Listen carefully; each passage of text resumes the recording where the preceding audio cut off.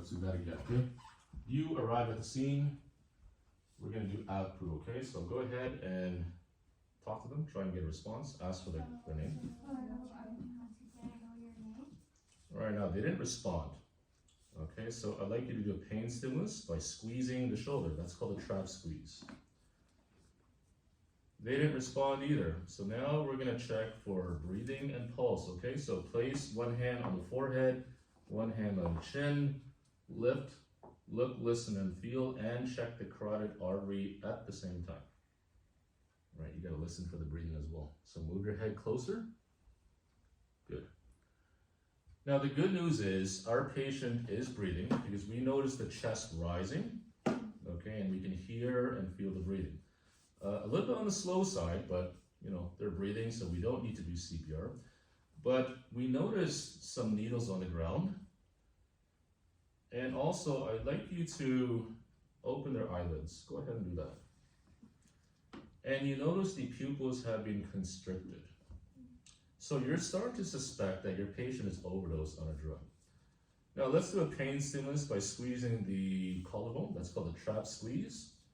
And they don't react to that. So typically what that means is they don't feel pain. So why are we testing pain? The reason is opioids turn off pain receptors. So that's why we're testing the pain. So we think that our patient is overdosed on an opioid. So let's get your Narcan nasal spray out. Everyone show me how to hold it. Okay, your thumb goes on the plunger, index finger to the left, middle finger to the right. Place one hand on the forehead, open the airway, and then other hand in the right nostril and push. Good, now you have effectively given your patient one dose of naloxone. Now while you're waiting for them to wake up, we're gonna roll them in the recovery position, okay? So basically roll them towards you. Good. This is done to drain bodily fluids and to keep the airway open. Now, while you're waiting for them to respond, I'd like you to take a couple steps back, okay? So just leave them in the position that they're at. Let's just do this.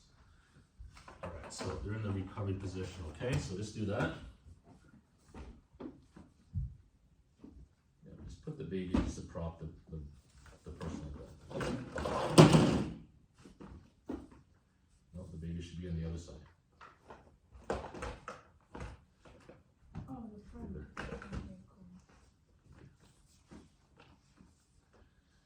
Okay, everyone take a couple steps back.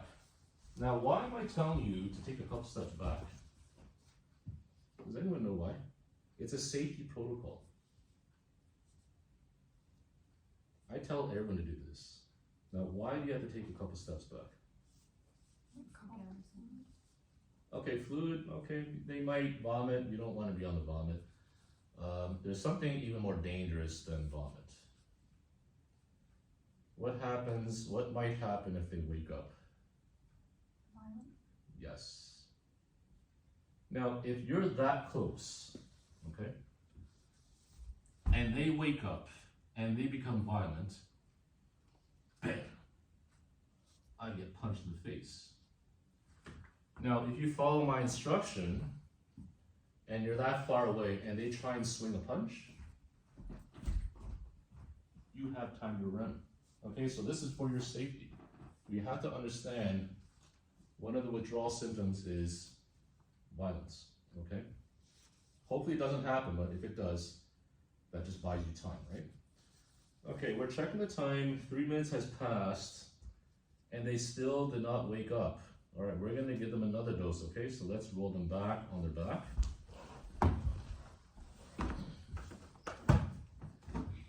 All right, now this is dose number 2. It is the same protocol, but this time spray in the opposite nostril, okay? So place your hand on the forehead, open the airway.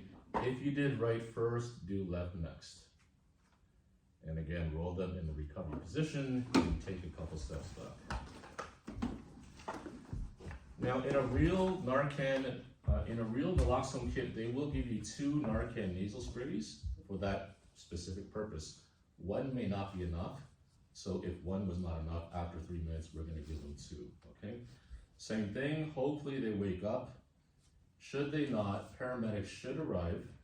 You're gonna tell them I've given my patient 2 doses of naloxone, and should they decide to give more, then they'll give more, okay?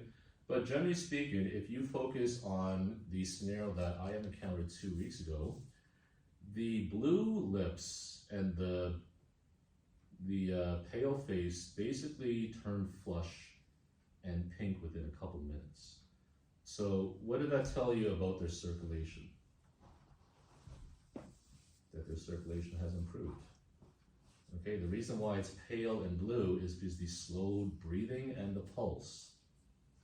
Therefore, their circulation is poor, hence the pale skin, hence the blue lips, hence the blue fingertips, okay?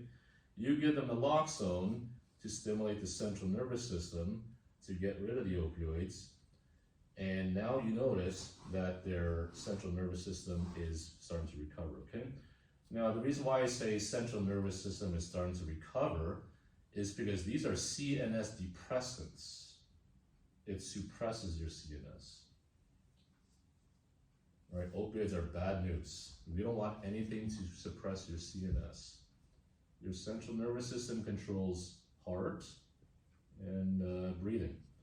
So if you take opioids and you overdose on them, your heart will slow down, your breathing will slow down, and quite possibly your heart will stop and your breathing will stop, okay? So that's why they got blue skin. Any questions for naloxone? Okay, good job. Let's go back to our seats.